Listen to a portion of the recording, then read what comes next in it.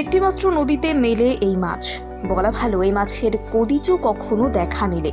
ভারতের ব্রহ্মপুত্রের কয়েকটি জায়গায় এর দেখা মিললেও মৎস্যজীবীরাও এর দেখা পান না সহজে। এতটাই বিরল এই প্রজাতির মাছ। এদের মাথাটা সাপের মতো, তাই ইংরেজিতে একে অনেকে স্নেক ফিশ বলে থাকেন, তবে স্থানীয় ভাষায় এর নাম চেং গারকা। অনেকে চান্না বারকা নামেও এদের ডেকে থাকেন।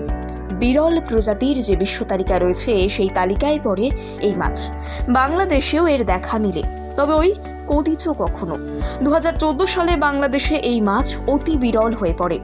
500টি সেই চেন্না বারকা মাছ বিমানবন্দর দিয়ে গোপনে নিয়ে যাওয়ার চেষ্টা হচ্ছিল, যা ধরে ফেলে বন দপ্তর।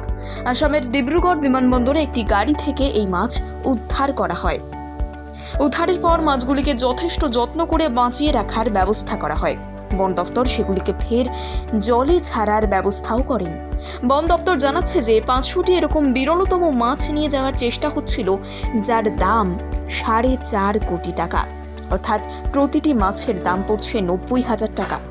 মাঝারি আকারের এই মাছের যে কতটা দাম হয়, তা একটি দাম হিসেব করলেই অনুমেয়। একমাত্র ব্রহ্মপুত্রের কয়েকটি জায়গায় পাওয়া যায় এই অতি বিরল মাছ। এই মাছকে রক্ষা করাই এখন বন দপ্তরের একটি মাত্র লক্ষ্য।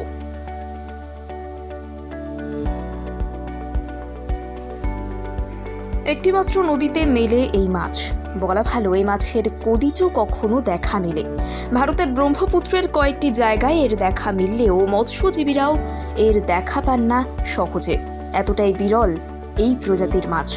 এদের মাথাটা সাপের মতো, তাই ইংরেজিতে একে অনেকে স্নেক ফিশ বলে থাকেন, তবে স্থানীয় ভাষায় এর নাম চেং গারকা। অনেকে চান্না বারকা নামেও এদের ডেকে থাকেন। বিরল প্রজাতির যে বিশ্ব তালিকা রয়েছে, সেই তালিকায় পড়ে এই মাছ। বাংলাদেশেও এর দেখা মিলে, তবে ওই কদিচও কখনো। 2014 সালে বাংলাদেশে এই মাছ অতি বিরল হয়ে পড়ে। 500টি সেই চেন্না বারকা মাছ বিমানবন্দর দিয়ে গোপনে নিয়ে যাওয়ার চেষ্টা হচ্ছিল, যা ধরে ফেলে বন দপ্তর।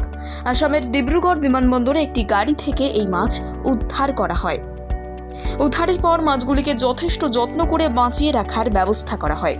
বন দপ্তর সেগুলিকে ফের জলে ছাড়ার ব্যবস্থাও করেন। বন দপ্তর জানাচ্ছে যে 500টি এরকম বিরলতম মাছ নিয়ে যাওয়ার চেষ্টা হচ্ছিল, যার দাম 4.5 কোটি টাকা। অর্থাৎ প্রতিটি মাছের দাম পড়ছে 90,000 টাকা। মাঝারি আকারের এই মাছের যে কতটা দাম হয়, তা একটি দাম হিসেব করলেই অনুমেয়। একমাত্র ব্রহ্মপুত্রের কয়েকটি জায়গায় পাওয়া যায় এই অতি বিরল মাছ। এই মাছকে রক্ষা করাই এখন বন দপ্তরের একটি মাত্র লক্ষ্য।